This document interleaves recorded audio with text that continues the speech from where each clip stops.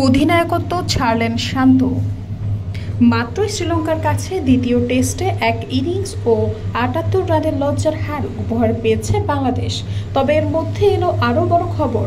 হারের পর সংবাদ সম্মেলনে শান্ত জানিয়ে দিয়েছেন আর টেস্ট দলের নেতৃত্বে থাকতে চান না তিনি। শান্তর এই সিদ্ধান্ত বিসিবিকেও জানানো হয়েছে। অবশেষে টেস্ট দলের নেতৃত্ব ছাড়ার ঘোষণা দিলেন নাজমুল হোসেন শান্ত। শ্রীলঙ্কার বিপক্ষে দ্বিতীয় টেস্টের পর কলম্বোর সিংহলিজ স্পোর্টস ক্লাব মাঠে সংবাদ সম্মেলনে এই সিদ্ধান্ত জানান তিনি। অনেকদিন ধরেই গুঞ্জন ছিল টেস্ট অধিনায়কত্ব ছাড়তে পারেন শান্ত।